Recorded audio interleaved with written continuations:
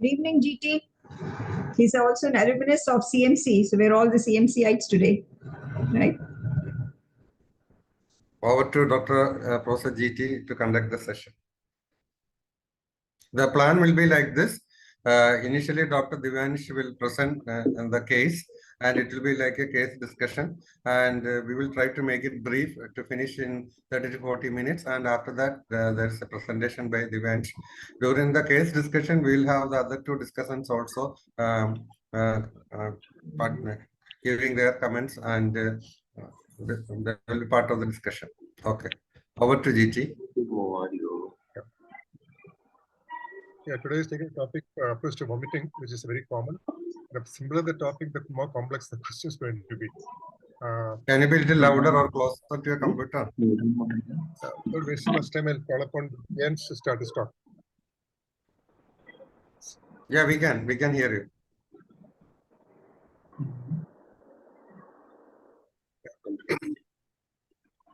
Approach to vomiting is an important topic. So it's very back to basics. Like I said, the simpler the topic, the complex the approach would be. Without wasting time, I'll ask Divyansh to start off his presentation.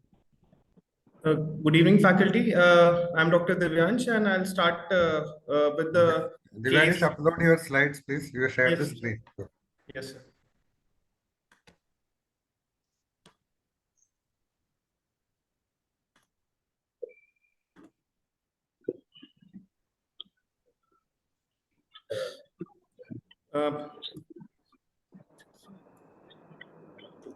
Good evening, everyone. So I'm presenting the case of a 74-year-old male patient, native of Thiruvalla, a shopkeeper by profession, was a known case of hypertension, dyslipidemia, and type 2 diabetes, and had a history of CVA around 6 years back. History was given by the patient, and it seems to be reliable. Patient presented with vomiting for 1 month. History of present illness. Patient complained of vomiting, which used to occur almost daily. It was insidious in onset, around 1 to 2 episodes per day. It was non-projectile, non-bilious, containing stale food particle, around 2 cups in quantity. Occurs almost around 2 hours after the food intake. Which used to leave on taking medication. There were no aggravating factors. Patient, it was associated with loss of weight around 5 kgs in last 1 month. It was associated with lethargy and generalized weakness, so much so that it progressed, that patient became dependent and was requiring assistance for his daily day-to-day indoor activity also. Previously, his status was normal and used to carry out his indoor and outdoor course on his own. Symptoms were not associated with abdominal pain, loss of appetite, bloating and discomfort, regurgitation, early satiety, melena, hematemesis, jaundice, constipation, loose stools, and dysphagia. There was also no history of blurring of vision, headache, vertigo, or any focal neurological deficits. Patient went to a local hospital for the complaint and was given oral antacids and antiemetics, which used to give some improvement for some 1 or 2 days, but that also in the vomiting slowly progressed from 2 to 3 episodes for around 5 episodes per day. And there was also increase in the quantity of vomitus from 2 cups to around 3 and 3.5 cups. Coming to the relevant past history, patient had a history of CVA around 2 years back, and patient was having tablet clopidogrel around 75 milligram once a day. Patient had hypertension 10 years back. Patient was on losartan around 25 milligram, and dyslipidemia. Patient was taking Atora for that. Patient had diabetes. For that, he was taking glimepiride plus metformin. There was no history of similar complaints in the past.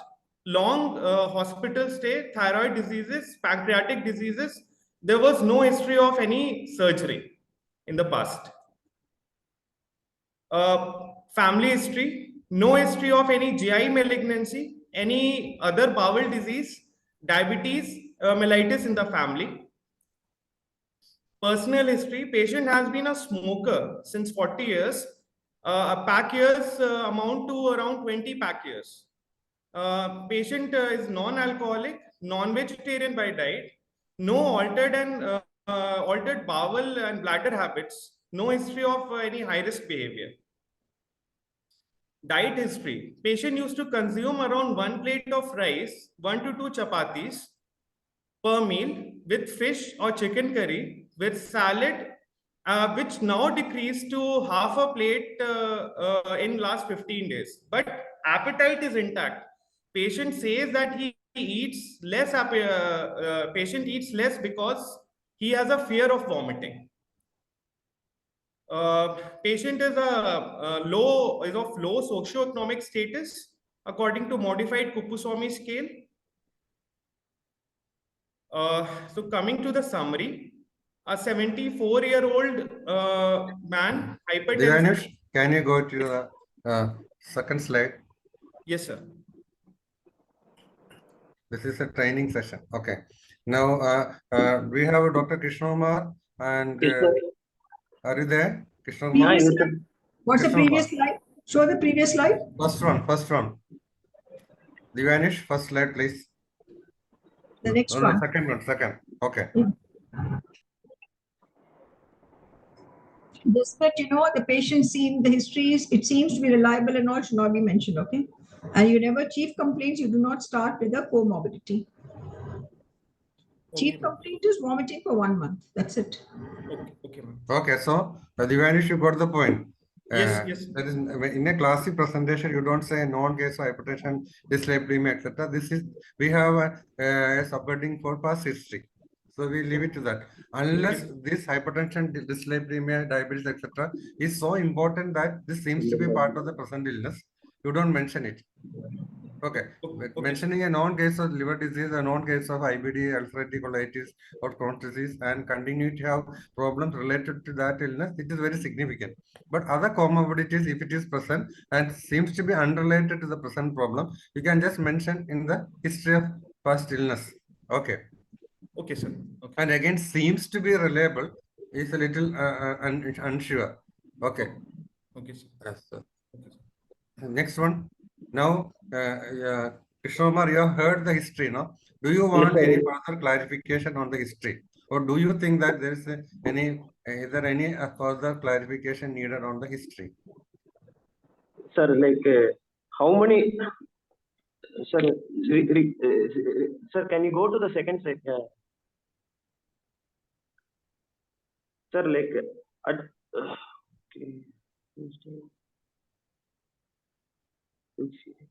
What additional information you want?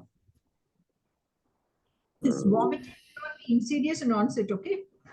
So, Vomiting it is a 1 month duration. We will reiterate. Insidious in onset, non-projectile, yeah, but don't say non-bilious, onset. and around the 2 cups occurring 1.5 to 2 hours after food intake. Do you want any clarification? The onset is insidious and it is non-projectile, non-bilious, but containing stale food particle.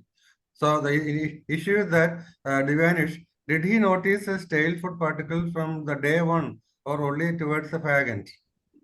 Sir, in between, I mean, not from the day 1, sir, but in between, he used to notice when on asking that regarding the stale food particle, he told me regarding the stale food particle. But Okay, from the you have to ask starting a of the leading symptoms, history. sir, he was not telling like that. I mean, when he was Okay, next slide. Yes, sir. This is a training session. Can you hear me? Yes, ma'am. Yes, ma'am. Yeah, I would like to know, just go back to the previous slide. What are the conditions when you can get stale food? Don't use the word food particle. You put partially digested food, okay? That's the word you use. Then what are the conditions when you'll get partially digested food in the vomitus? Ma'am, conditions like gastric outlet obstruction can have partially digested stale food, ma'am. That should be there every day, no? Ma'am, actually, stale food particle denotes for several days, ma'am. That is Divyansh, the ma'am was telling that avoid the word particle. Particle for yes. us is atomic particle and molecular level, no? So this obviously is visible small pieces of food or chunks of food which you have taken. So partially digested food, that is or food material or food. What that's enough. Oh yes, ma'am. Yes, sir. It may be still correct, but better to avoid. Okay. You cannot have retention of food for 4 to 5 days. Okay. And ma'am, you are not clear. Can you repeat? Is it painful or painless? Is there any pain in the abdomen? That's the most important thing. No, ma'am. Yeah. No, ma'am. There was no pain. Painless. Sir, that's the first thing you have to mention, no? Yeah. Divyansh. Yes, sir. Krishnakumar, why ma'am saying that pain has to be mentioned early in the course of telling the events? Sir, like in conditions like GOO, usually the vomiting. No, sir, tell full time. No short terms, no acronyms in the examination. Yes, sir. Yes. Sir, if vomiting associated with abdominal pain, lot of causes will be there, sir. But if the vomiting relieves the abdominal pain, it indicates more like some gastric outlet obstruction. Whereas the vomiting will not relieve pain in conditions like pancreatitis, cholecystitis, such conditions, sir. Okay, so there are conditions with involvement of the stomach or in small or large intestine or pancreas or other related system which can produce pain and which doesn't produce pain. If there is pain, you have to assess the type of the pain to find out whether it is a luminal type disease. Understood? For example, an upper small intestinal obstruction or a lower small intestinal obstruction, they may have a typical periumbilical pain. Okay. Understood. So, as usually a small intestinal obstruction or the mechanical type is associated with a periumbilical sort of a pain. Okay, colicky type of a pain. And so that way we try to reach some sort of a diagnosis as to where the illness could be, which part of the GI tract is affected and at which level also. If there is no pain, can the person get gastric retention, stasis, when there's no pain? Yes, ma'am. Patient can have gastric retention if there is no pain also, ma'am. In which condition? Ma'am, in gastroparesis, there can be, and ma'am, in some cases of gastric outlet obstruction also, there can be vomiting and stasis can be there without pain, ma'am. So what we want to convey is when you're presenting this history, you'll have to give us that flavor, whether the patient has got a mechanical obstruction, non-mechanical obstruction, painful, painless. These are the things that we need to highlight in a person who's 73-year-old, okay? Or are we talking only of regurgitation? That everything is there in the food pipe and he's just regurgitating partially digested food. Is it possible? Because you said the next slide shows there's no abdominal distension or bloat you mentioned. So yes, are we talking of esophageal pathology? Was it regurgitation? Because it's not projectile. No, sir. No, are sir. we talking of regurgitation? No, ma'am. There was no regurgitation, ma'am. No, How will you differentiate whether it was a regurgitation or not? Sir, in regurgitation, there will be an effortless, regurgitation of food into the mouth, sir. While in vomiting, sir, there will be a typical history associated with vomiting, sir. So okay. So vomiting, patient will be able to differentiate the process of vomiting, which is a little stressful and it is forceful. Okay. Yes. Even though we say projectile and non-projectile, the act of vomiting by itself is involve a lot of muscular activity. But regurgitation is more or less effortless. So as VT said, regurgitation is passive, whereas with vomiting, there's a active contraction of the diaphragmatic muscles and the abdominal muscles. That's the definition. Because when you go to the next slide, you say there's no abdominal bloat. So there's no bloating. Somewhere you mentioned no histories, no bloat, no discomfort, nothing. So what is this bloat and discomfort? Not there, but patient has got stale food. Ma'am, bloating and discomfort will generally attribute to gastroparesis more rather than gastric outlet obstruction, ma'am. Who says that? How do you confirm, where do you get this reference that patient gastric outlet obstruction will not have a discomfort, but gastroparesis will have discomfort and bloat? Ma'am, relatively patients with gastroparesis There's nothing called relative, okay? Either you give a percentage and then come out with that statement, but otherwise, if a person has stasis, has got stale vomiting of stale food, the chance of him having a discomfort will be there, okay? GT and Okay. Again, you said about dysphagia. Is this is relevant? Sir, dysphagia is relevant cause with some conditions and sir, some causes of CA stomach can present, sir, cardia Okay. of Okay. cardia, So sir. it can affect some cases of CS stomach can involve the cardia. So at some point there may be dysphagia. But Yes. actually lesions of the cardia may present for the first time with a symptom of vomiting. The patient, I vomit almost immediately after food intake, and patient actually will not be stressing on the dysphagia part. Yes, Okay, sir. because of the dysphagia or discomfort, the vomiting happens and they will be complaining of vomiting immediately after food intake. Okay, so some patients may come with the history and you must be very careful. It may not be related to stomach, but it may be G junction block. Okay, but this is not seen in achalasia, even though we have a classic obstruction at cardia level, that is not seen in achalasia because it's a very long drawn out process and their esophagus will accommodate the food and it is dilated, etc. But a recent onset of obstruction of G junction due to a neoplasm, some patient may give a history which is similar to that of vomiting. Okay. The classic nausea may be missing, but it will be, again, they will give a history of vomiting. Second thing, you are told early satiety. Is there early satiety? Symptoms is not associated with early satiety. Okay. So what was in your mind? Sir, any cancer of body of stomach can have sir early satiety, and sir again sir gastroparesis early satiety can occur, sir. Okay. So from the description of symptoms, if there is significant stasis in the stomach, where do you presume the illness is there? Suppose it is a neoplasm. Sir, if patient will have sir early satiety and sir patient will have weakness and fullness of abdomen, sir, it will generally attribute to CA of body of stomach, sir. If If it is patient will CA have, of the, no, that is exactly why I wanted to tell you, because if invariably they will ask you to locate to which part of the stomach is the significant lesion, if it is CA stomach, whether it is fundus, whether it is body, whether it is the antrum. So you are telling it is of the body. What about Krishnakumar and Sethuraman? Sir, it probably from the distal, sir, pylorus or antrum, sir. sir, Okay, in this, antropyloric region. You will not be able to differentiate, but antropyloric region. So antropyloric region, the lumen is obstructed by the lesion. Okay, and without significant involvement of the body or fundus.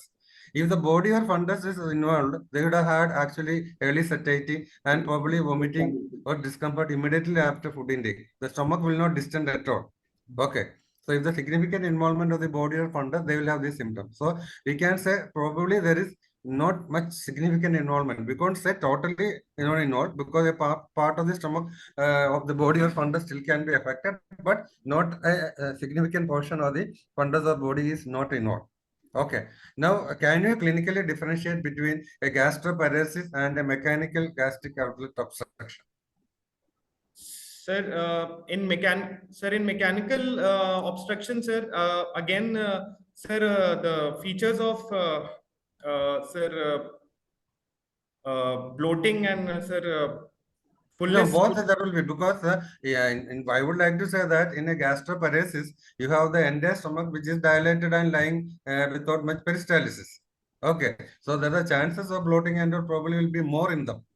Okay, because in CS stomach with the gastric outlet obstruction, the antral part is obviously is completely narrow. So whatever can remains in the stomach is in the body part which is dilated.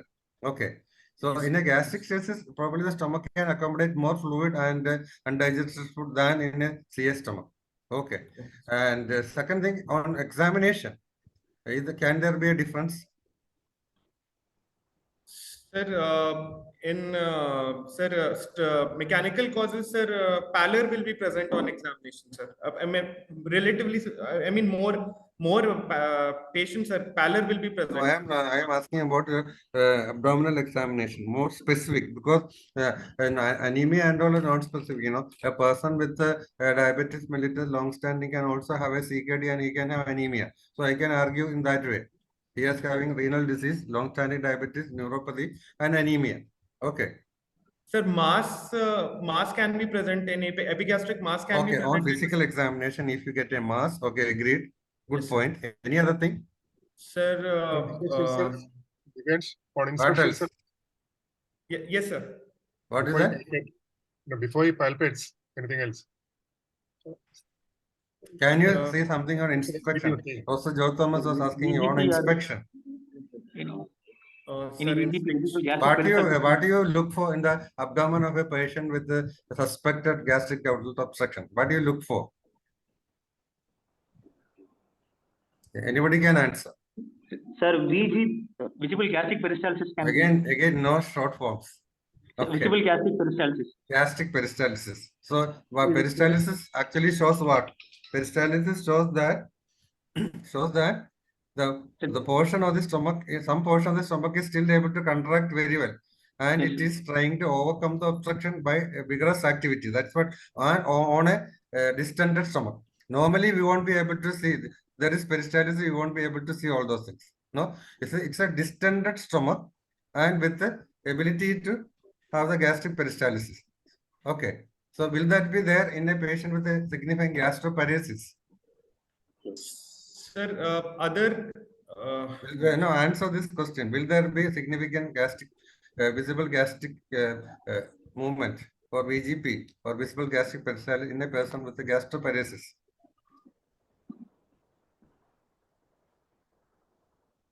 You forget the principles. So what actually happens in a gastroparesis?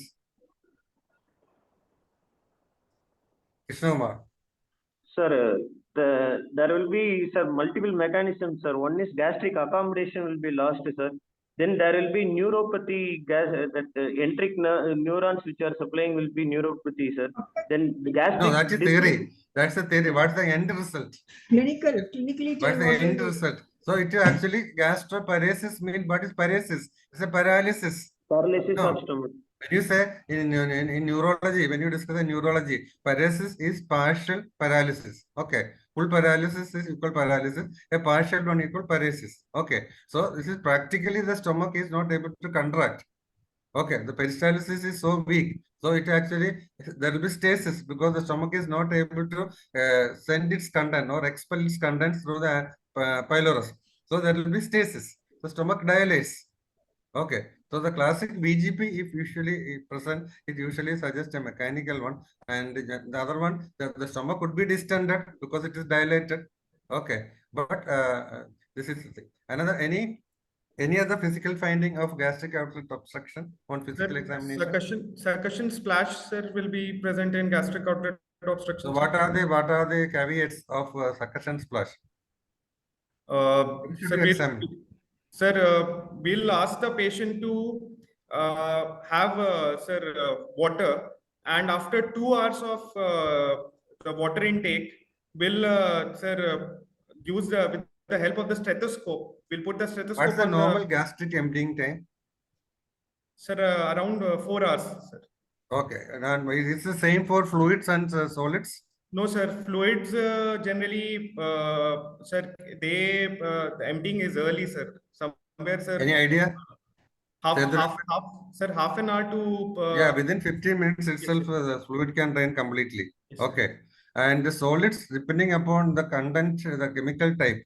If it is carbohydrate, it may be empty, and with the low fiber, it may be completely emptied in 3 hours. If it's a high fiber or a fat-rich food, it may there will be delay in gastric emptying, and it may reach up to 5 hours. The usually time is considered up to 5 hours. It is best to examine the patient in the empty stomach and see whether there is succussion splash. That show that even without having had food recently in the last couple of hours, there is a lot of stasis. Or else you give water and wait for how many hours? So 2 hours, sir, around two. Okay, two if and you a give plain water, that would be enough, because usually by half an hour to 1 hour, the entire water should have disappeared into the small intestine. Okay, next slide, please. What is the relevance of these things? Burning of, just what is the relevance of blurring of vision, headache, etc.? BT, 1 minute, previous slide. Just You previous want to slide. look at the previous slide? Yeah, Okay. yeah, the constipation and loose stool. What is this? What is the relevance for What mentioning is the relevance constipation in and this loose stools? patient? No constipation and no loose stool. Ma'am, constipation Is vomiting and patient is vomiting. So bowel movements are normal. ma'am, constipation can be attributed to Patient. intestinal obstruction, ma'am. Yes. 1 minute. In this patient, you say there's no constipation, no loose stool. Can you make these two opposite statements, loose stool and constipation? What do you expect the bowel movement to be in this patient? What do you expect the bowel What do you movement to be in expect this patient? in That's the this question. patient? That is all you have to say. That is all you have to say. Ma'am, What's expectation is bowel movements will be normal, ma'am. how? If the significant portion of the food is getting vomited out, how can it be normal? Can it be normal? Vomiting, stale food. Understand? Vomiting stale food means he is not able to allow significant portion of the food to reach the intestine. Okay, he vomits out a significant portion of the food. So obviously the content of food reaching the small or large intestine will be much less. So we actually expect constipation. But in some cases of patient with the gastric outlet obstruction, especially partial or if it is due to gastroparesis, they can have loose stools as well. Why it is so? How can this happen? Sir, such things can happen, sir, in patients with diabetes, sir, or Okay, conditions. diabetes per se, it may produce a diabetic diarrhea. It's part of autonomic neuropathy, and gastroparesis is part of autonomic neuropathy. Okay, agreed. Any other situation? Sir, thyroid disorders can cause such problems, sir. Which thyroid disorder? So you mean to say hyperthyroidism? Sir, hyperthyroidism can cause actually, sir, hyperdefecation rather than loose stool, sir.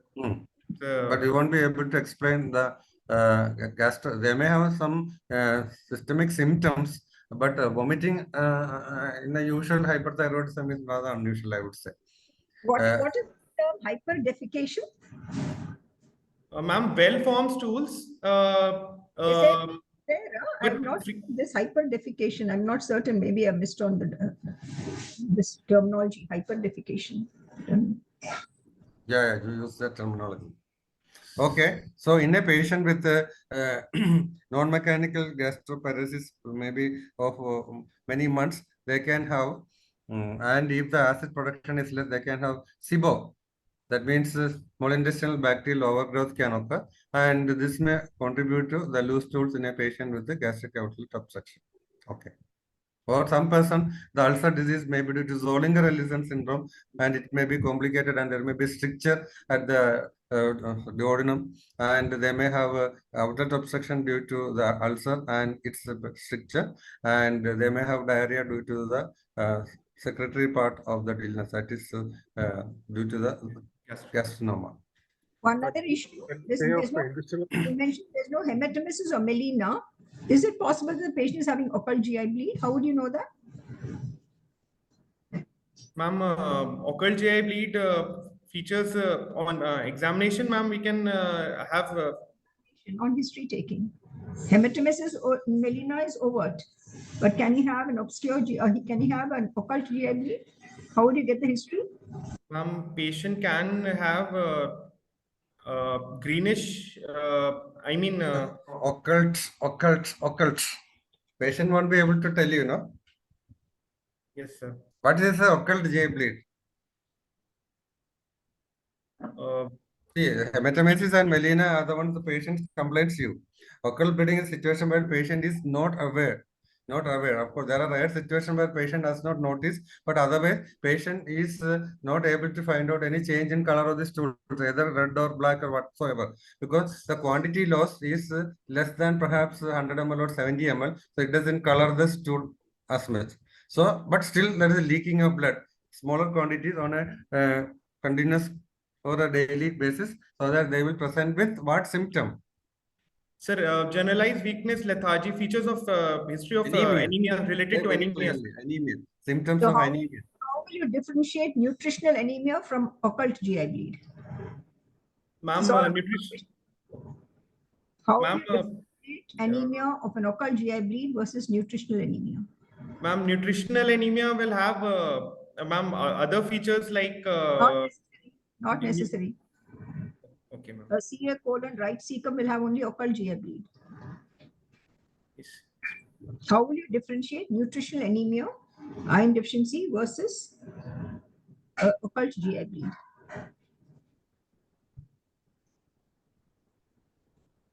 There are giddiness and all, no, because it's occult. There's an ongoing bleed, so they'll have hemodynamic symptoms. They'll have a little bit of postural. They'll have breathlessness. They'll have palpitation. Whereas nutritional will not have any of those symptoms. They're all those chronic ones. Okay, they're all anemia of long term due to nutrition. They'll not manifest with any symptoms. You have hookworm anemia with 4 grams, and they'll have no breathlessness, nothing. They'll be going on. Whereas if the person has an occult bleed, which is an ongoing bleed, they are the ones who will have all the symptoms of an ongoing bleed. This is a Viva question, okay? This is a Viva question at the national board level. Next slide. Just one more point, just that we have touched nutrition. So as a golden rule, in an adult, if you find features of nutritional deficiency in an adult, it will be almost unlikely to be due to dietary deficiency. Okay, because an adult can beg, borrow, or steal food. Okay, beg, borrow, or steal, still possible. They won't have, except in some remote areas, like in tribal villages, etc., where there may be scarcity of food. Otherwise, almost all adults will somehow eat. Okay, so a primary nutritional deficiency in an adult is practically unheard of.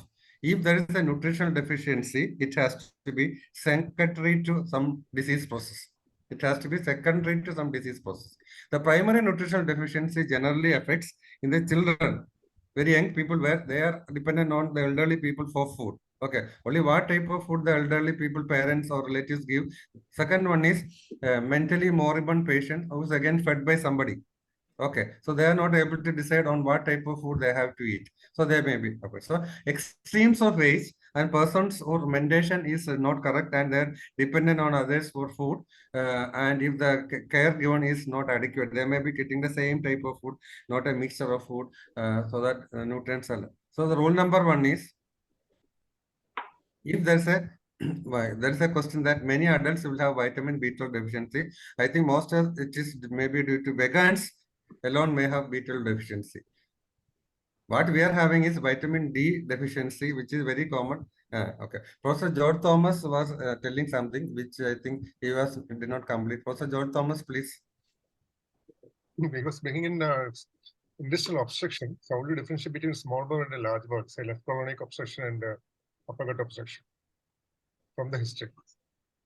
Sir, in small bowel obstruction, bilious vomiting, sir, will be present, sir. And sir, in large bowel,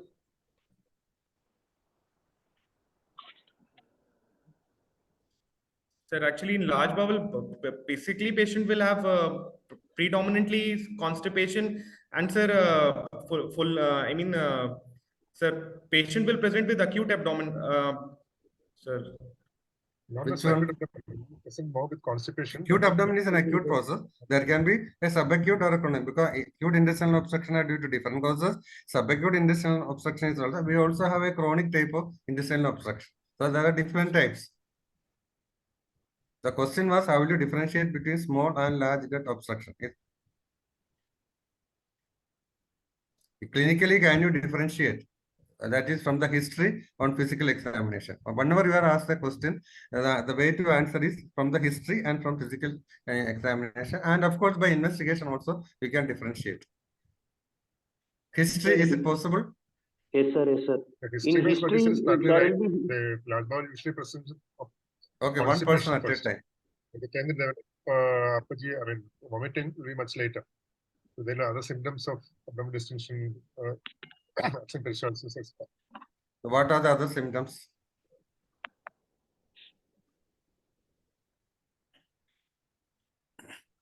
If there is a colonic obstruction, what are the symptoms? What is the first thing which are likely to happen when there is a colonic obstruction? Fecal vomiting, sir. No, that will not be the first thing. First thing will be the change in the bowel habits, rather constipation or thinning of the fecal stream, especially if it is left sided. Okay, and then significant abdominal distension because the entire small bowel content is not able to be evacuated. At some point in the large bowel, it will be obstructed. So significant abdominal distension. Then agreed. At some point when the obstruction is almost complete, you may get fecal and vomiting. Fecal and vomiting. This you can have in distal small bowel as well as a colonic obstruction. And the distension, the early part on physical examination, if the obstruction is in the distal part of the colon, there will be peripheral distension. If you are finding an acute intestinal obstruction due to colonic some intussusception or volvulus is different, but intussusception may find a peripheral distension. But if the ileocecal valve is patent, so soon the small intestine also will get dilated and the distension become diffuse. Is there any other point, Professor Joe Thomas, which you want to stress? Okay. And regarding the type of vomiting, the level of obstruction. Okay, if it is small bowel, we expect it to be bilious. Second, completely digested like the dosha mav, no, like the thing which you use to make idli and dosha. It will be like a completely digested, but still sort of feculent. That will happen when it is the distal.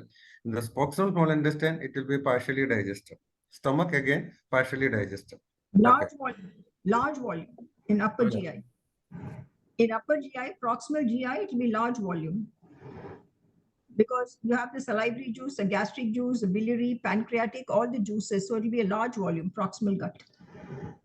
Yeah. Because diet history, that's not the way to describe, okay? What you have to tell is... Diet, yes, the diet part.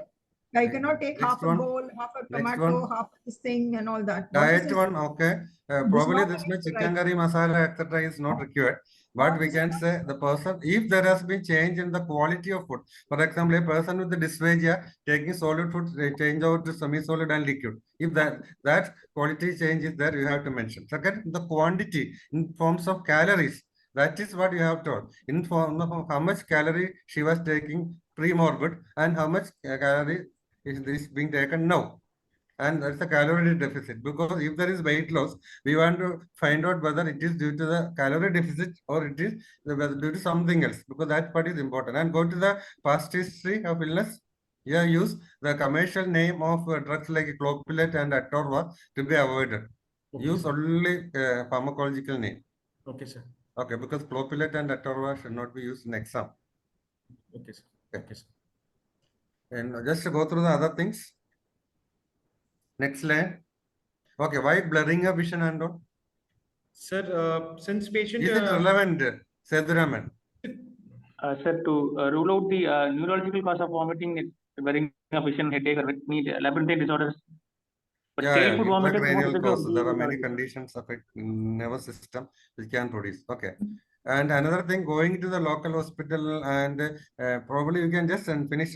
Yeah, he consulted the doctor and he was given antiemetics and with which he improved or not improved. Okay. Unless a major procedure was done, a surgery or an endoscopy procedure or a major investigations were done, only tablets were given. You can mention what antiemetics given, etc., and finish off that part of the story. Next slide.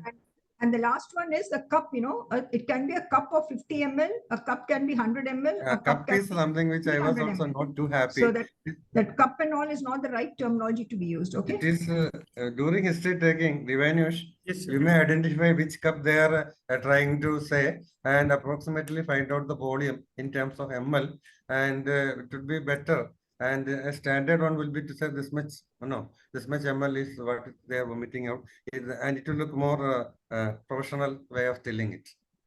Okay, sir. Cups can be different, no? The cup which we take tea and the cup coffee mug which we use are having a different volume, double the Yes, volume, no? Yes, sir. For the mug part. Okay, next one. Okay, so, okay, fine. Next one. Next one. Okay, next. Diet already we mentioned. Okay. And don't use the word non-alcoholic, okay? We've been telling that many times. Alcoholic is a taboo. There's no word called alcoholic. Does not. Personal. Yeah. What is the term used for people taking alcohol in large quantities? Sir, alcohol use disorder, sir. Okay, so if you think he has an alcohol use disorder, you say like that, or he is just a social drinking only, just mention that way. But alcoholic, if you say, Yes. first and foremost, it should not be used now. And alcoholic earlier definition, but prior to this alcohol use disorder, the alcoholic was used. And once you say it is alcoholic, it is a totally different definition for it.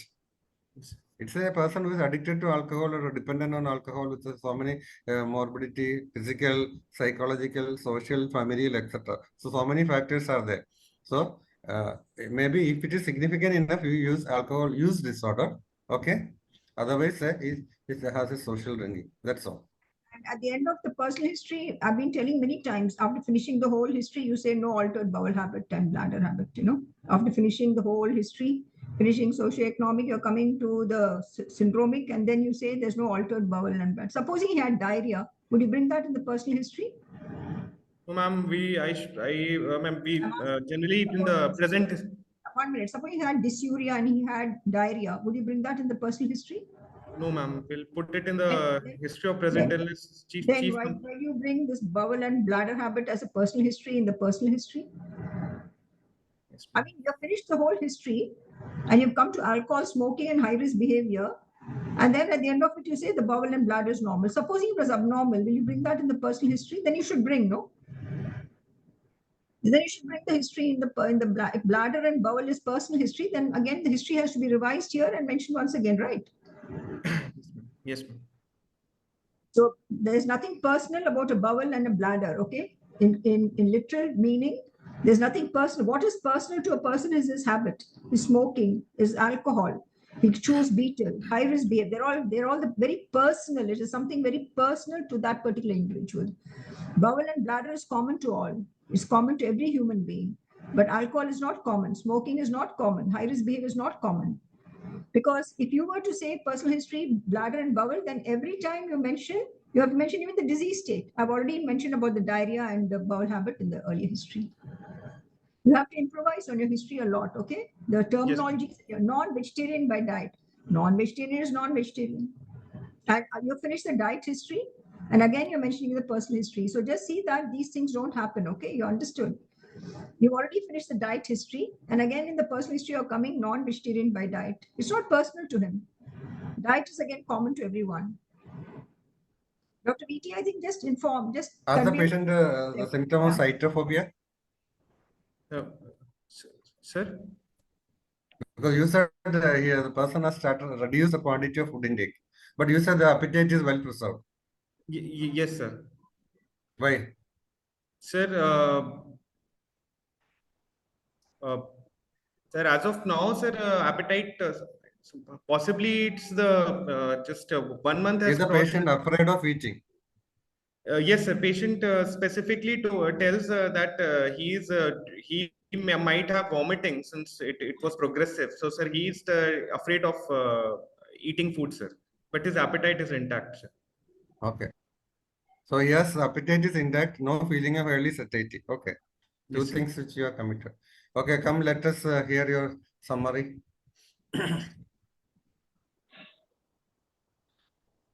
Sir, a 74-year-old patient, man, hypertensive, diabetic smoker, past history of,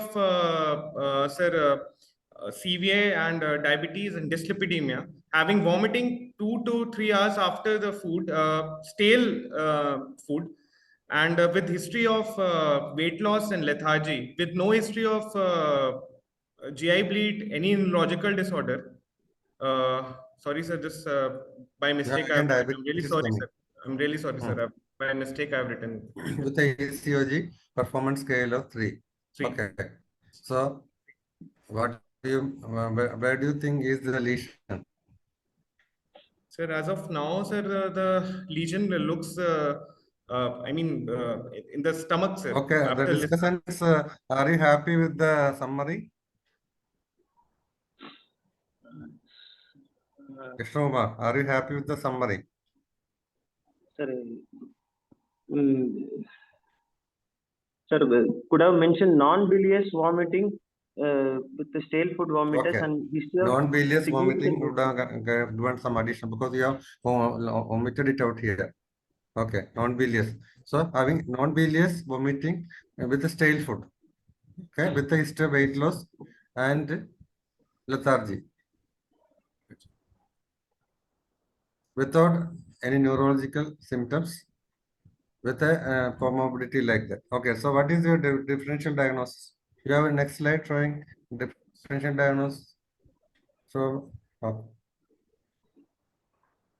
Sir, first differential is as gastric outlet obstruction. Second differential as gastroparesis, and sir, third down the line can be, sir, considered as drug induced. which drug? Which is the drug? Sir, as of now, he had not started any new drugs, so there's no known new history of No, any. no. But See, once you commit, actually gastric outlet, the moment you say the diagnosis, the first question which will coming out, why did you say it is gastric outlet obstruction? What are the points in favor? See, this is to make you think in that way. What are the yes, points in favor? What are the points against? So the diagnosis will have the maximum points in favor will be the first diagnosis. Okay. So gastric outlet obstruction, the points in favor, we have already discussed that part. That's why we didn't ask. You said gastroparesis, that part also we did. And sometimes it may not be difficult to differentiate between gastric paralysis and gastric outlet obstruction. So first and two was already discussed. Why did you bring in drug induced? sir, he was already on sir antihypertensives like Which antihypertensive will produce vomiting like this? sir, generally CCBs are known for causing calcium channel blockers are known for causing vomiting, sir. Okay, And but do you think it will produce tail vomiting? no, sir. Okay, see, you don't have to add a third diagnosis for the sake of having three different diagnoses. Because once you commit something which is very unlikely, it will be very difficult for you to wriggle out. Okay, suppose I completely change the direction and start asking you, narrate or give me the list of drugs which can produce vomiting. Yes, sir. You land in soup. Okay, so understand. See, if Yes. somebody is taking certain drugs which are definitely known to produce vomiting, for example, cardiac drug, for example, digitalis or digoxin, or chemotherapeutic agents, which are Yes, sir. notorious to produce vomiting, they are the ones who are likely to produce recurrent vomiting. But still, a stale type of vomiting, vomiting with stale food will be rather unusual for a drug induced. Understand? So to bring that in the absence of a credible history will be very dangerous because whatever credit you had will be suddenly, all the credit will evaporate with the next line of questioning about drug-induced vomiting, and you will completely go off the track, and you will lose your cool and then start telling, creating more mistakes. So unless it is absolutely needed, if two diagnoses is only, you just need only say two diagnoses. Okay, sir. Okay. Because this is a case of insidious onset of vomiting, gradually progressive stale food vomiting, which is non-bilious. Okay, so it's important. Physical, we'll go through the physical fast and finish the case discussion by 9 so that you will have some time for the seminar. Anything Sir, positive on general physical examination? sir, patient had sir tachycardia. I mean, pulse rate was 110 per minute, sir. Okay. Plus, patient also had a pallor, and postural drop could not be assessed because patient was already came to us on wheelchair, sir. So it was very difficult to make him stand, sir. So Why postural the drop. patient was too sick to stand? Sir, he was No, postural, that's because the patient came in, most of the elderly patients actually come to the OPD in wheelchair. That is not the contraindication for the, that's not a contraindication for taking the postural BP. So if a person comes to repeated vomiting or diarrhea for that matter, you should look at the vitals, the pulse, the BP, postural, and also look for features of dehydration, which doesn't seem to be mentioned, no? In the diarrhea vomiting, Yes, features sir, of dehydration also should be mentioned. Okay. yes. The BMI part is there. Okay. Next slide.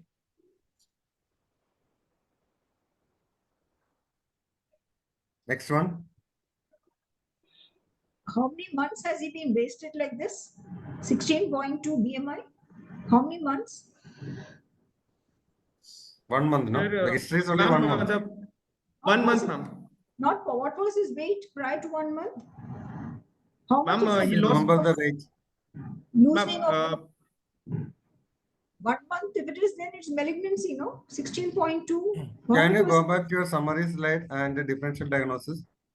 We actually did not proceed further. Gastric outlet obstruction. What do you think is the cause? We haven't discussed that part. Sir, gastric outlet obstruction, sir, since patient in support, sir, stale vomiting, sir, and patient. Now, all the thing history part is over. Yes, Now, Etiology. what is the cause of gastric outlet obstruction? Sir. Well, you are committed to andropyloric region, gastric outlet. You cannot wriggle out of that now. Now, Yes, I am sir. asking you what is the etiology of the gastric outlet obstruction? Sir, it can be, sir, CA of antrum or pylorus. Better to say neoplasm of the androgen, not CA. Again, no short form. Neoplasm of the androgen. The next question will be again, what type of neoplasm is most common? It is adenocarcinoma. Very, Yes, very rarely only lymphoma will present like. Okay. So, sir, carcinoma. You can say carcinoma of the androgen or andropyloric region, gastric outlet. Do you think it's a benign condition? This No, patient, sir. Suppose I say it's a neoplasm of the first part of duodenum. this patient's appetite was good, you know? Appetite was very good. So how Yeah. can you explain a gastric malignancy? Repeatedly we are asking, satiety, is there any feeling of fullness? How is the satiety? How is his appetite, etc. A person with a CS stomach generally will have loss of appetite as a dominant symptom, no? Sir, CA of antrum generally, sir, satiety will be developing relatively. I mean, sir, will be later, sir. And in It is body. body and fundus which will produce significant eating problems in the early phase of the illness. Agreed. That part I agree. Okay. Can this be a duodenal carcinoma? Sir, in duodenal carcinoma, bilious vomiting was expected, sir. Suppose I am very shrewd. I will say first part of duodenum. Sir, it can be first part of duodenum, sir, but patient will have jaundice also, sir, with that. First part of generally. duodenum, why should they have jaundice? It's the second part only, no? Oh, yes, First, sir. between a CA adenocarcinoma of the duodenum first part and between an android neoplasm, how many adenocarcinoma duodenum first part you have seen the last 2 years? Not a First single and one. foremost, small intestinal tumors are extremely rare. Small intestinal adenocarcinoma compared to colon and gastric are extremely rare. Then those affecting the first part is still rare. Okay. So that's a very, very rare entity. So if I make a diagnosis, I am very unlikely to be wrong statistically. So carcinoma agreed. Lymphoma is possible. Yes, sir. Lymphoma is possible, sir. What's the usual type of lymphoma of the stomach? Sir, That's the most common type of lymphoma of the stomach. sir, Yeah, every day you treat the patient to prevent that, no? Smart lymphoma. Malt lymphoma. What is the morphology of malt lymphoma? Is it an ulceroproliferative growth or is it flat infiltrative?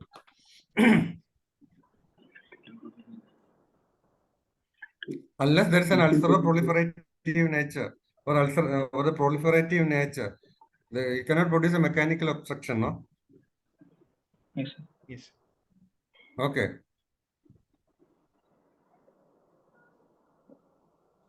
Which type of lymphoma of the stomach you can, Hodgkin's or non-Hodgkin's?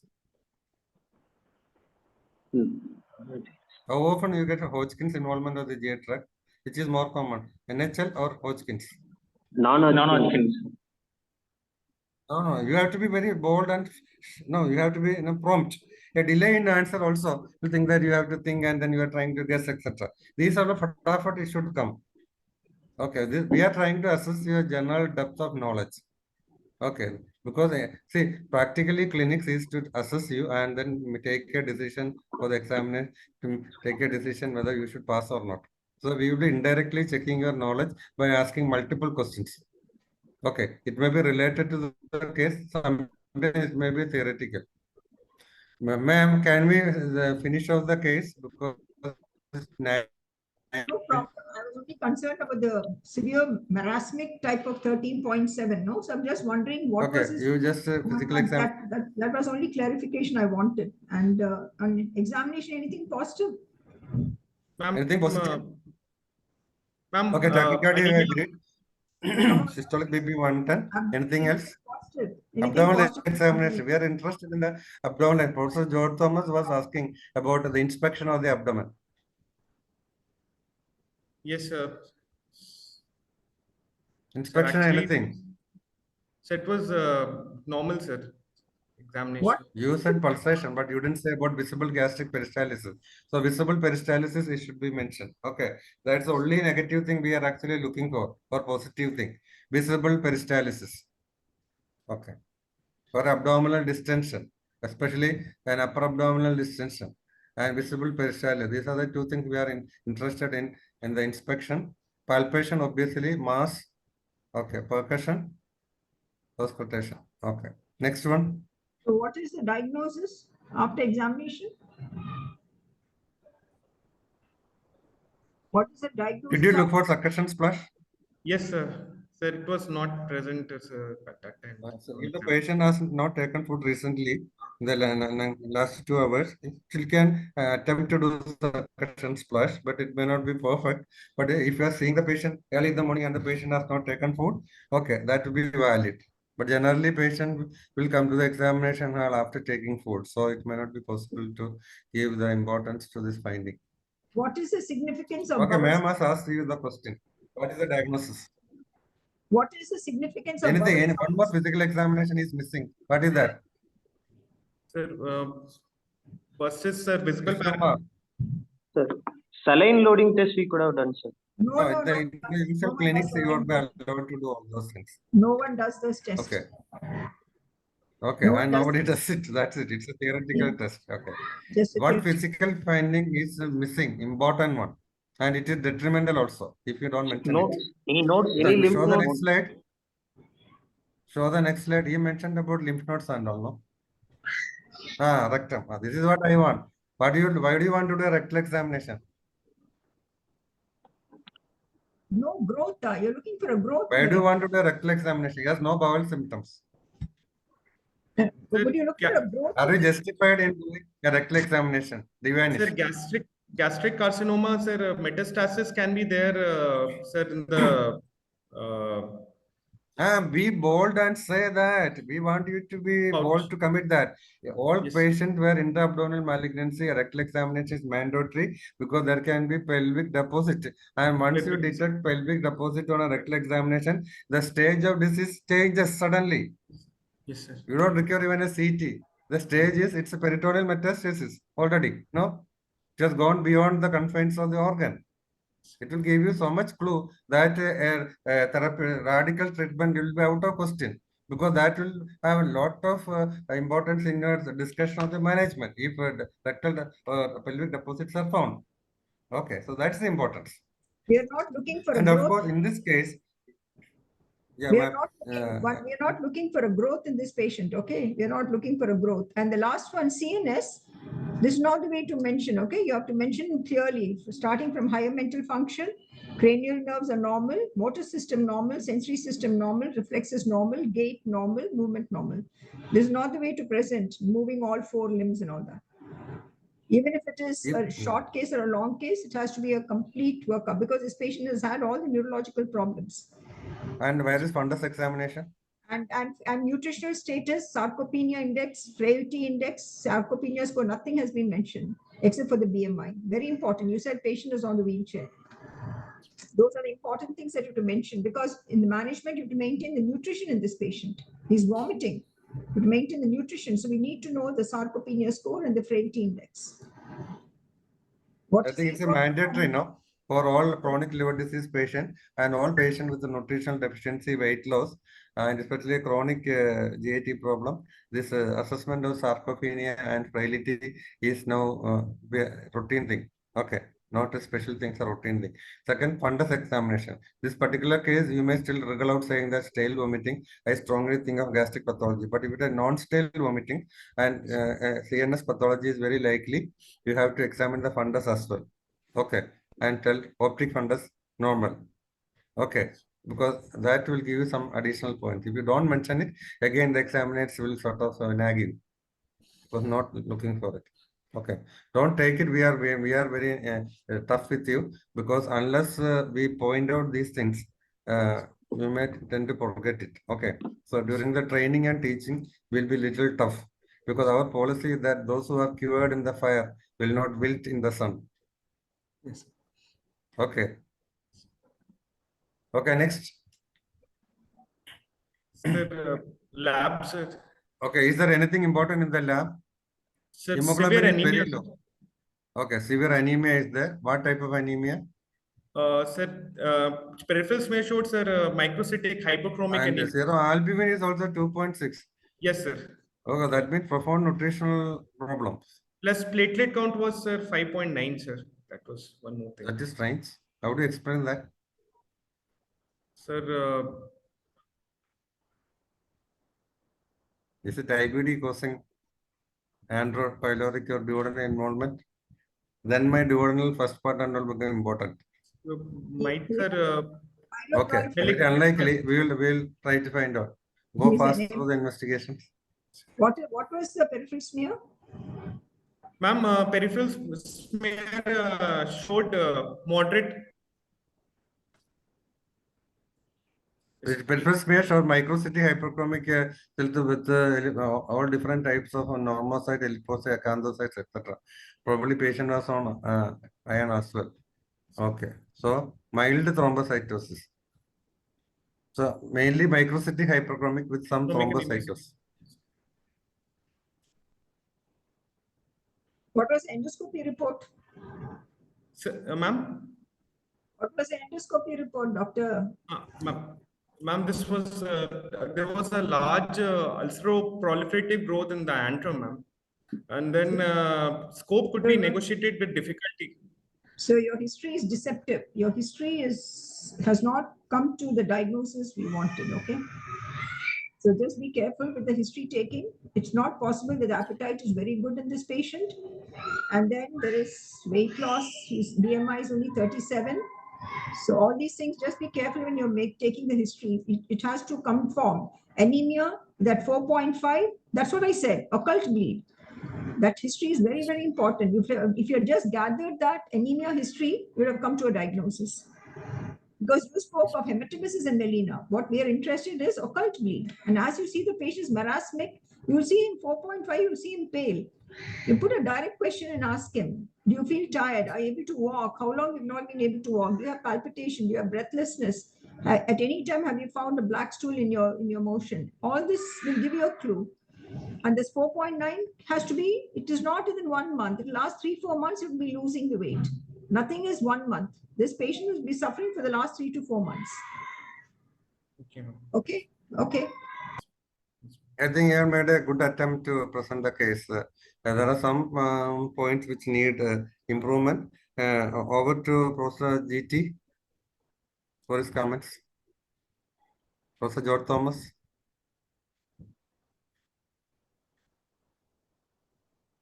Okay, we will now stop the case discussion and start your topic discussion. You can stop sharing. Yes, sir. We have Professor Robert Panikkal. Dr. Robert Panikkal, is there anything which we have to add? GT is also there. GT, please give your GT comments. is temporarily not seen. No, he's there. He's there. GT is Uh-huh. there. got back. Yeah, GT. Professor Joe Thomas, your comments?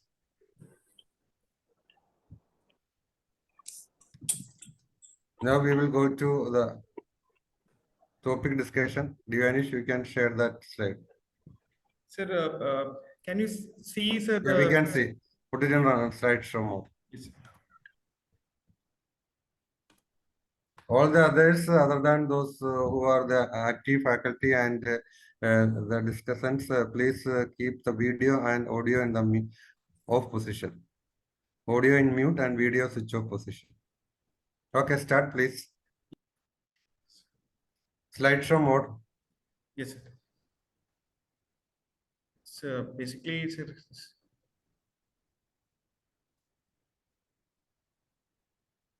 Do you have any problem? sir, just 1 minute, sir. Just click on that icon for slideshow. Sir, this setup of sir, this Zoom is No, what you are already put it, no? So in Yes, sir, actually but, that we sir, can this- see we can see that icon both above. The slideshow icon is in above and the slideshow icon is on below also. So start. Okay, fine. Start off.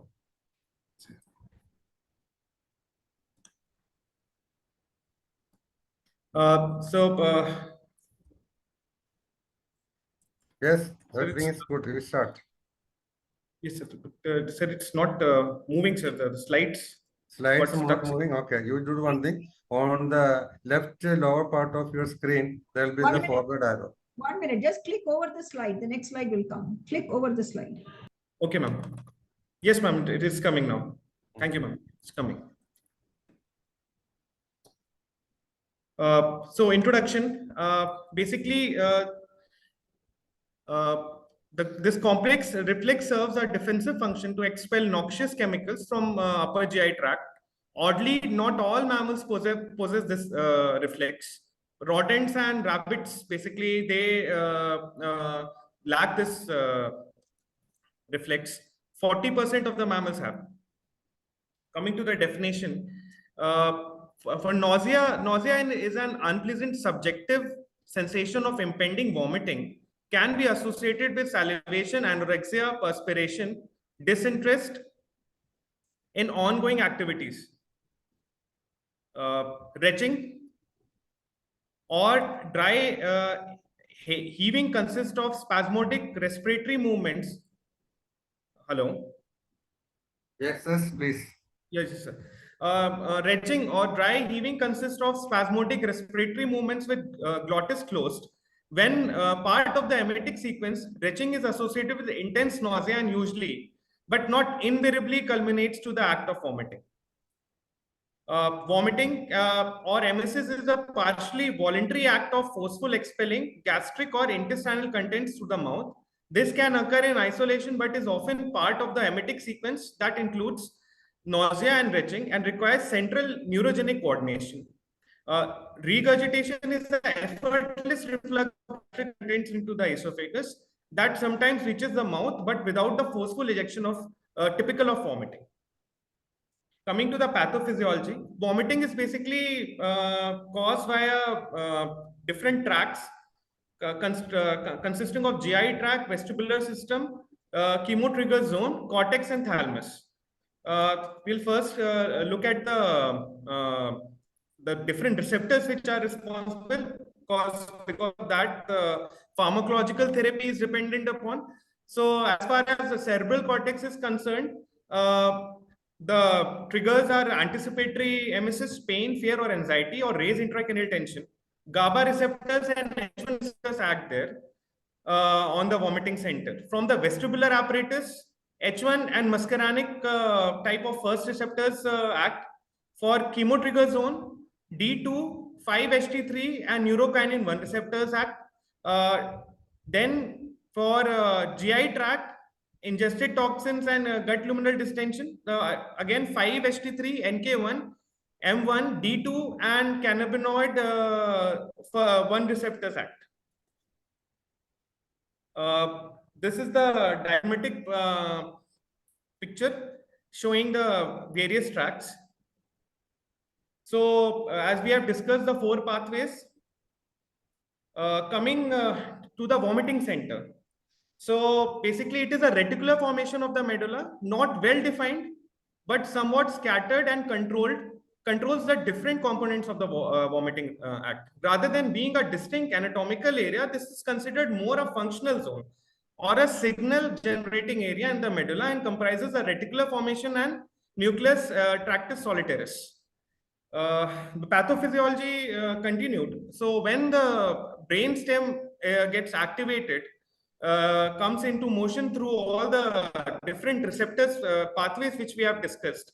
The first thing which happens is nausea develops as a result of activation of the cerebral cortex. Stomach relaxes concomitantly, and antral and intestinal peristalsis is inhibited. Then retching occurs as a result of activation of spasmodic contraction of the diaphragm and intercostal muscles combined with closure of the glottis. The act of vomiting occurs when somatic and visceral components are activated simultaneously. It is basically a brisk contraction of the diaphragm involving the abdominal muscles, relaxation of the lower esophageal sphincter, forceful retrograde peristalsis in the jejunum that pushes the enteric contents in the oral direction.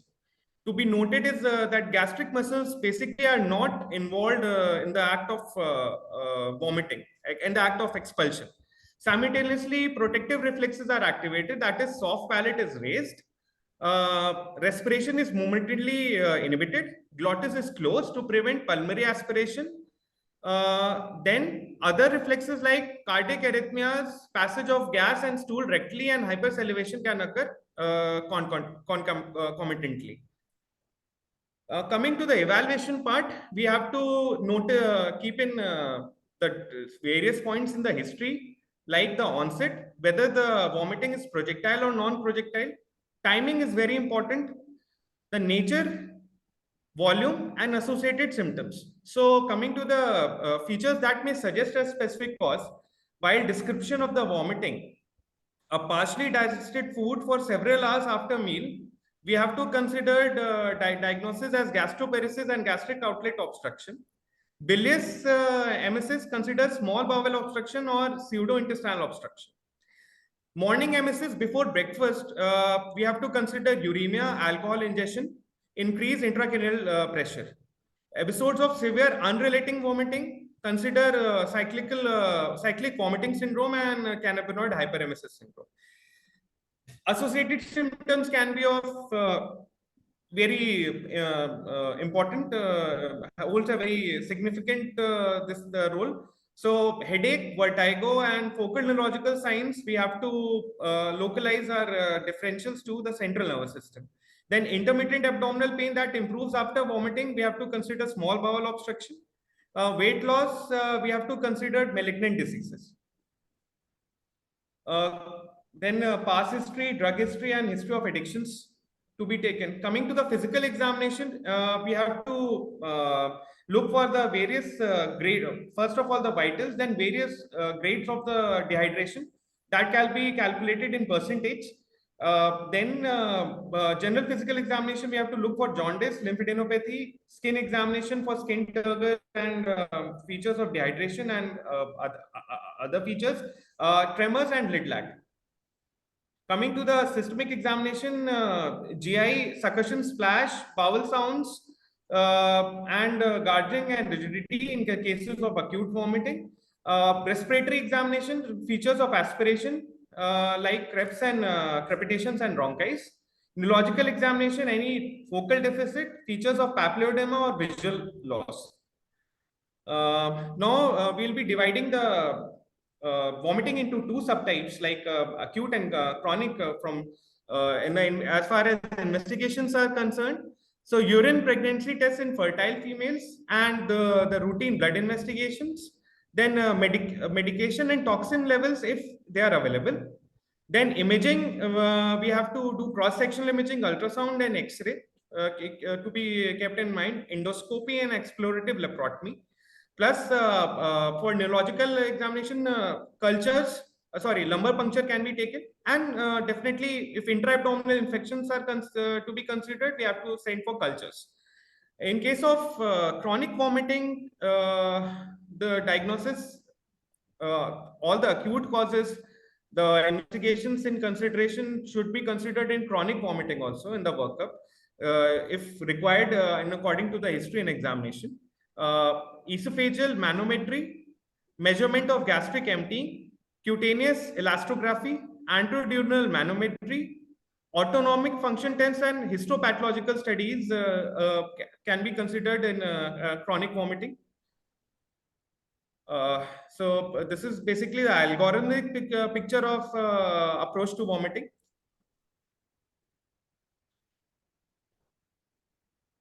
Hello? Hello? Yeah, we can hear you, but we can't see this. This is very small, I think. What is the algorithmic approach? Yes, sir.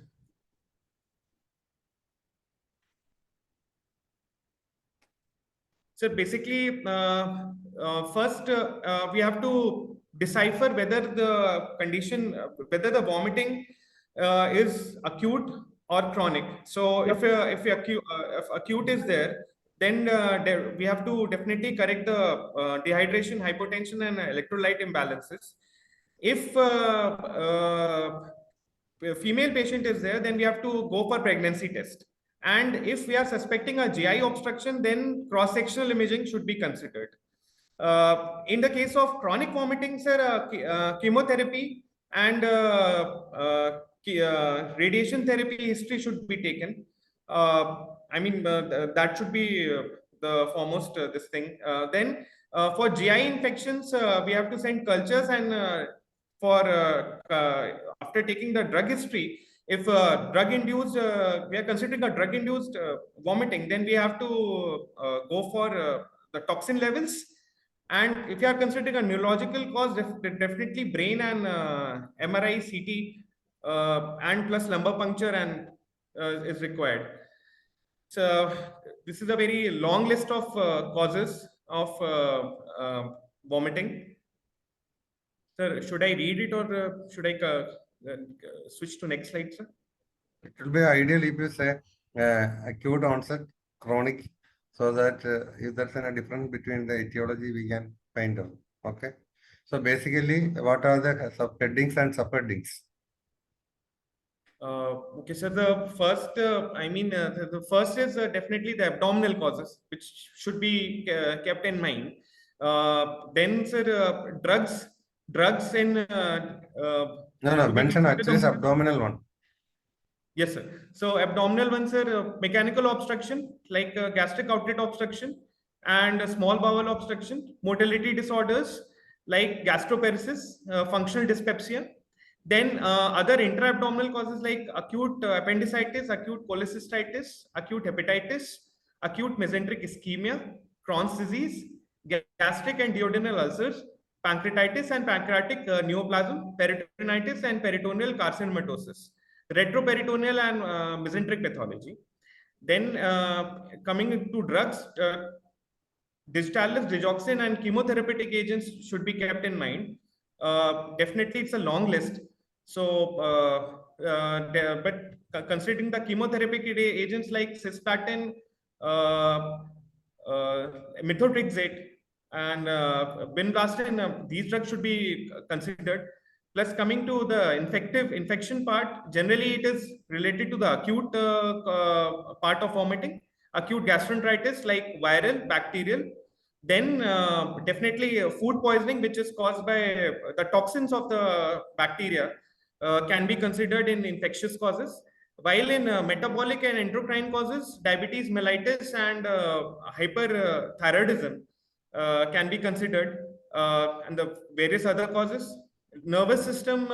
Addison disease. Don't forget Addison disease, which Yes, will be sir, completely mistaken. Your pertussis second goes. That's an important one, because unless you think of it and unless you look for it, you will miss it completely, because there may not be any physical finding related to that. Okay.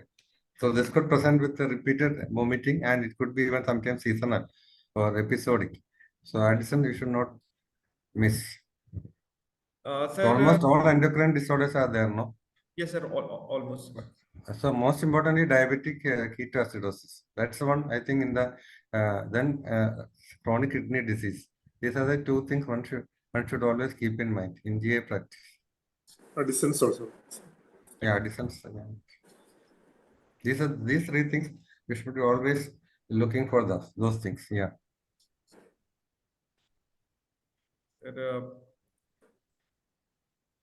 We won't go to the details of individual cases.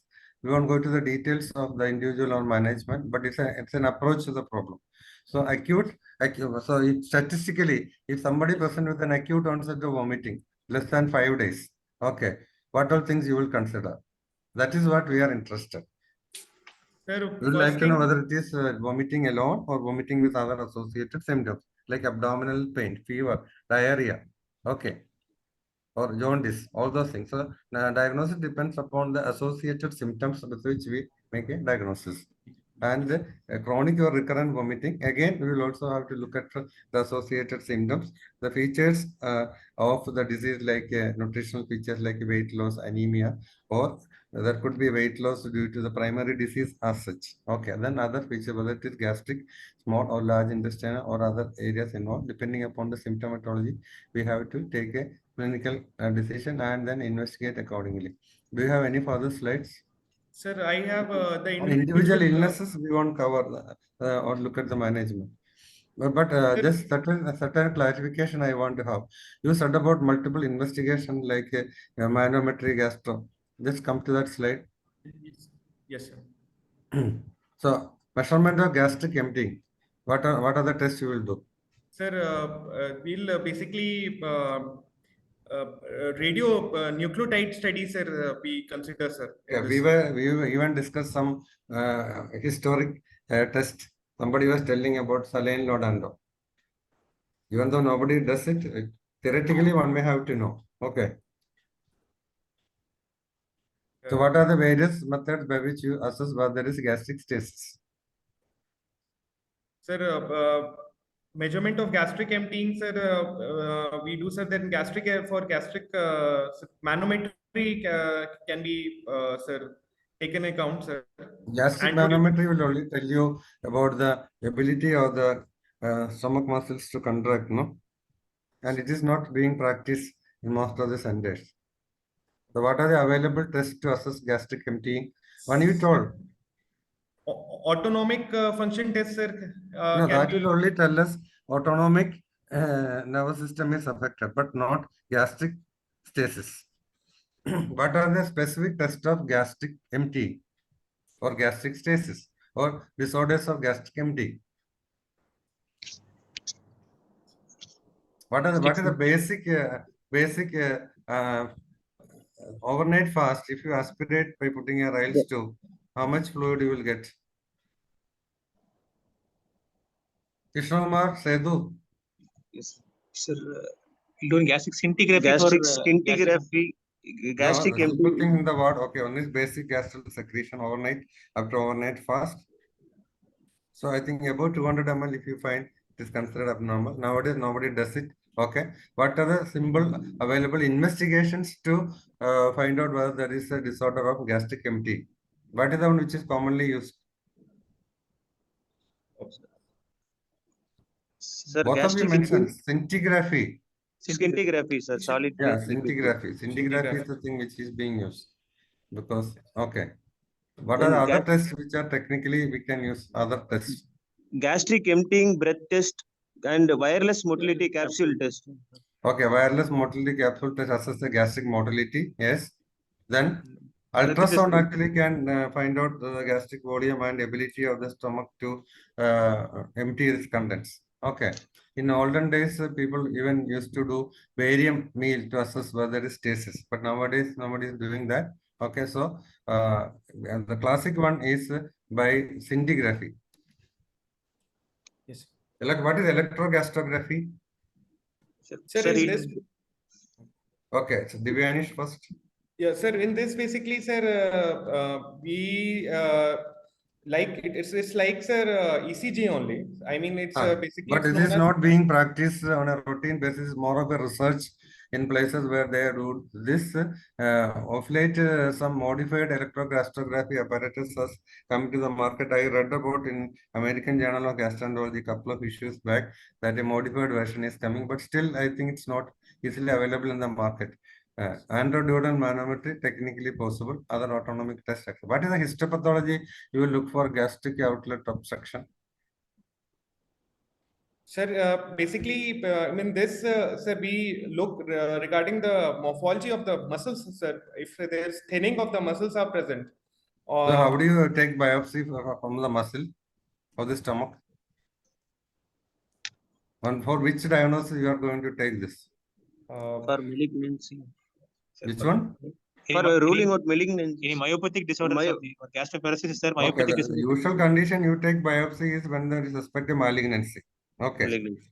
Okay. Anything which is in the beyond the submucosa, you won't get biopsy from the mucosal side. You have to take a full thickness biopsy. Then only you will get an idea about the muscular layer.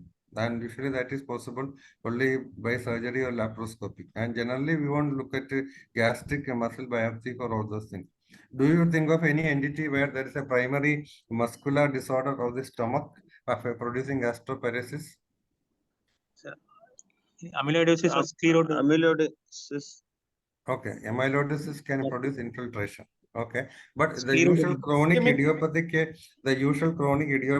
neuropathy or myopathy affecting the small intestine, producing classic histopathological changes like in Himalayan myelopathy, etc. Classically hollow viscous myopathy is usually not seem to be affecting the stomach that much. Esophagus, duodenum, urinary bladder, those are the areas which are affected mostly. Okay. Sir, ischemic, sir, gastroparesis can be one of the. Remember that stomach is also an organ which is richly supplied by blood vessels. It is very difficult to produce ischemia of the stomach. Okay. It's extremely difficult to produce ischemia of the stomach, which is richly supplied by at least 4 arteries. And you have an arcade along the greater curvature and lesser curvature. Sir, post-infectious, sir, Norwalk virus and different post-infectious, sir, gastroparesis can be. Yeah, that is in fact one of the most common, which we say viral gastritis. Most often it is actually acute gastroparesis. Very often it is acute gastroparesis which leads to vomiting. And acute viral gastritis, which is very common in the community. We don't say it as gastroparesis, but research have shown that mostly it is due to gastroparesis. Next slide of next investigations which you show. Sir, Okay, this is the one. Okay. Dr. George Thomas, Jayanthi ma'am. Your comments. Yeah, I mean, everything has been, I think, see, most of the questions that we asked in the Viva were all there in your slides. You've just cut and pasted, That's why you could not answer most of the questions. Please don't do that. All the questions that Dr. VT asked were all there in your slides, but you could not answer. The reason being, you have just cut and pasted from the textbook. If you do that, you will never learn. You make your own slides, you do a good job. And the font and all is so small. No, I could not even read this size. But had you typed last week also we noticed the same thing. We asked all the answers were there in their slides. Yeah. Okay. All In fact, I was thinking of that because I had seen your slide earlier. I actually knew that the answer was in your slide. I didn't want to preempt you by saying that the answer was in your slide, but this happens when you prepare a lot of material. You have a lot of materials, and because the subject is vast, you try to copy and paste. What ideally you have to do is to read the topic thoroughly. Read the topic thoroughly and fill up it from your mind. And certain tabular columns and figures, etc., you may cut and paste because it is too much of a typing work involved. But here again, when you put a cut and paste, it must be visible to others. For example, your algorithm, the letters are too small so that we are not able to actually, that showing that algorithm was not much used to the listeners. So what we can do is that read that and show it in a smaller way.